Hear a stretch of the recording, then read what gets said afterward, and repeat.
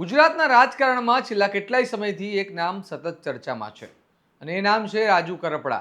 Jail મુક્ત થયા બાદ આમ આદમી પાર્ટી છોડવી, ભાજપમાં જોડાવાના આક્ષેપો અને હવે અચાનક કિસાન સંકલ્પ યાત્રાની જાહેરાત, આ તમામ ઘટનાક્રમે રાજકીય તાપમાન વધારી દીધું છે. તો આખરે શું છે આ યાત્રાનો હેતુ અને કયા કયા વિસ્તારોમાંથી પસાર થવાની છે આ યાત્રા? આવો વિગતે વાત કરીએ આ અહેવાલમાં. નમસ્કાર, હું છું ચિરાગ વર્ષાબેન. આપ જોઈ રહ્યા છો સ્વમાન. ખેડૂતોના મુદ્દે ગુજરાતનું રાજકારણ ફરી એકવાર કેન્દ્રમાં આવ્યું છે. છેલ્લા ઘણા સમયથી ખેડૂતો પોતાની વિવિધ માંગણીઓને લઈને રસ્તા પર ઉતરતા જોવા મળી રહ્યા છે. બોટાદ કડદા પ્રથા વિરોધી આંદોલનથી ચર્ચામાં આવેલા, ત્યારબાદ જેલવાસ ભોગવનાર રાજુ કરપડાએ આમ આદમી પાર્ટીમાંથી રાજીનામું આપ્યા બાદ તેમના ભાજપમાં જોડાવાના આક્ષેપો પણ થયા હતા. આમ આદમી પાર્ટીના નેતાઓએ તેમના પર પ્રહાર કર્યા હતા, પરંતુ રાજુ કરપડાએ તમામ આક્ષેપોને નકારી કાઢ્યા છે અને અત્યાર સુધી કોઈ રાજકીય પક્ષ સાથે જોડાયા નથી. આ વચ્ચે હવે રાજુ કરપડાએ કિસાન સંકલ્પ યાત્રાની જાહેરાત કરી છે.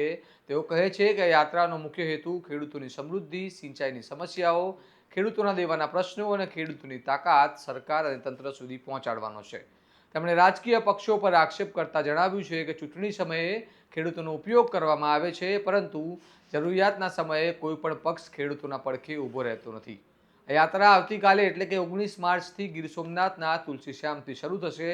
પ્રથમ દિવસે સાવરકુંડલામાં સભા યોજશે, 20 માર્ચે અમરેલી અને ધારીમાં, 21 માર્ચે વિસાવદર, 22 માર્ચે માળિયા હાટીના કેશોદમાં, 23 માર્ચે ધ્રોલ અને ટંકારા અંતિમ દિવસે એટલે કે 24 માર્ચે જસદણ અને સુદમડા ખાતે યાત્રાનું સમાપન થવાનું છે.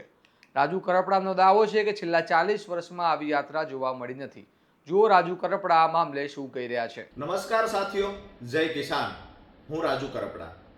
આવતી તારીખ એટલે કે 19/3/2026 સવારે 10 કલાકે તુલસીશ્યામ એટલે ગીર સોમનાથ જિલ્લાના તુલસીશ્યામ ભગવાનના દર્શન કરીને ખેડૂત સંકલ્પ યાત્રાની શરૂઆત થઈ રહી છે.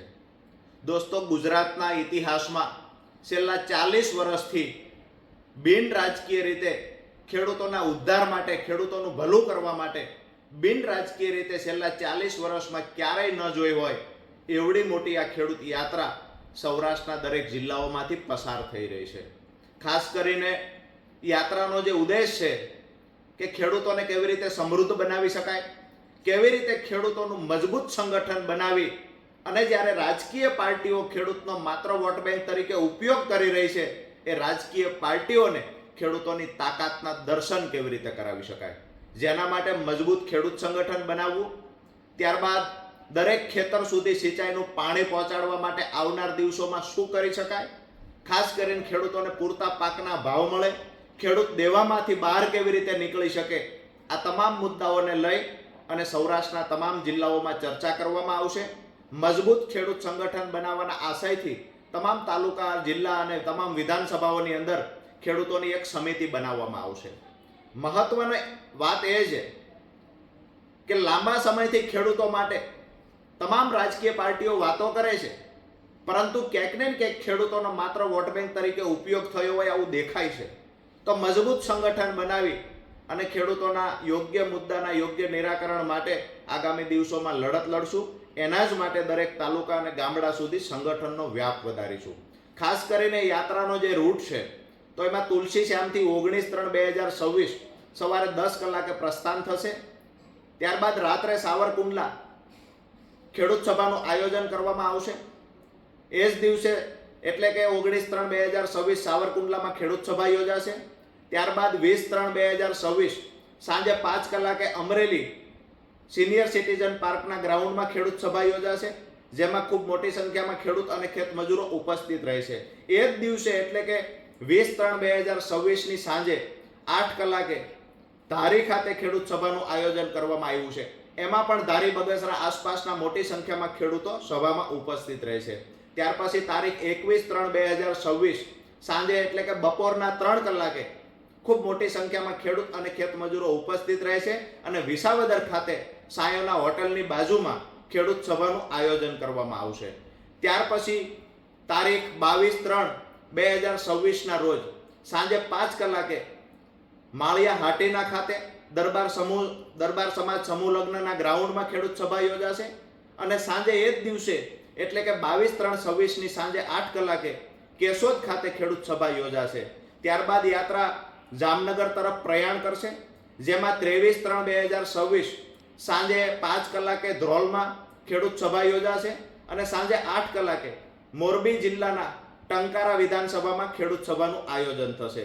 ત્યાર પછી રાજકોટ જિલ્લામાં તારીખ 24/3/2026 રાજકોટ જિલ્લાના જસદણ ખાતે બપોરે 12 કલાકે ખેડૂત સભા યોજાશે, જેમાં ખેડૂત અને ખેત મજૂરો મોટી સંખ્યામાં ઉપસ્થિત રહેશે. અને એ જ દિવસે એટલે કે 24/3/2026 સાંજે 5 કલાકે સુરેન્દ્રનગર જિલ્લાના સુદામડા ખાતે ઐતિહાસિક ખેડૂત સભા યોજાશે, જ્યાં ખેડૂતોનો આ આખી યાત્રાનું સમાપન કરવામાં આવશે. યાત્રાના તમામ મુદ્દાઓ, તમામ જિલ્લાના તમામ તાલુકાઓના પ્રશ્નનું એક ડાયરી તૈયાર કરવામાં આવશે. તમામ પ્રશ્નના સોલ્યુશન માટે આગામી દિવસોમાં દરેક જિલ્લા મથકે તો રજૂઆત થશે. જો ખેડૂતો સાથે મળી અને આયોજન થશે તો આવનાર દિવસોમાં સરકારમાં પણ રજૂઆત કરવામાં આવશે. મહત્વની વાત એ છે કે તમામ વિસ્તારના પ્રશ્નોના નિરાકરણ માટે મજબૂત ખેડૂત સંગઠન બનાવવાના આશયથી આ યાત્રા પસાર થઈ રહી છે. આ યાત્રા તમામ તાલુકા જિલ્લાઓમાંથી નીકળી રહી છે. ત્યારે તમામ પત્રકાર મિત્રોને, ખાસ કરી સામાજિક ધાર્મિક આગેવાનોને, અને જ્યારે બિન રાજકીય લડત છે, બિન રાજકીય આખો કાર્યક્રમ છે, ત્યારે ખેડૂતોને પ્રેમ કરનારા તમામ રાજકીય પાર્ટીના લોકોને પણ કહીએ છીએ કે યાત્રાને સફળ બનાવવા માટે ક્યાંક ને ક્યાંક જે કાંઈ મદદ થઈ શકતી હોય એ ખેડૂતો મોટી સંખ્યામાં ઉપસ્થિત રહે અને યાત્રાને સફળ બનાવવા માટે ક્યાંક ને ક્યાંક અમારો ઉત્સાહ વધારવા માટે થઈ અને આપ સૌ આગળ આવો. જય જવાન, જય કિસાન. હાલની સ્થિતિ જોતા એવું લાગી રહ્યું છે કે ગુજરાતમાં ખેડૂત કેન્દ્રિત રાજકારણ વધુ મજબૂત બનતું જઈ રહ્યું છે. દરેક રાજકીય પક્ષ ખેડૂતોના મુદ્દે સક્રિય બનવા મજબૂર થયો છે અને આવનારી સ્થાનિક સ્વરાજ્યની ચૂંટણીઓને ધ્યાનમાં રાખીને પણ આવી યાત્રાઓ અને સભાઓનું મહત્વ વધતું જાય છે. ત્યારે શું રાજુ કરપડાની આ યાત્રા ખરેખર ખેડૂતોના હિત માટે છે કે પછી એક રાજકીય શક્તિ દર્શાવવાનો પ્રયાસ છે? આ યાત્રા ઐતિહાસિક બનશે કે રાજકારણનો ભાગ બની રહેશે? આ મુદ્દે તમારું શું મંતવ્ય છે? અમને કમેન્ટ કરીને જણાવો અને આવા જ વિસ્તૃત અહેવાલો માટે સ્વમાનની ચેનલને લાઇક, શેર અને સબસ્ક્રાઇબ કરવાનું ભૂલતા નહીં. નમસ્કાર.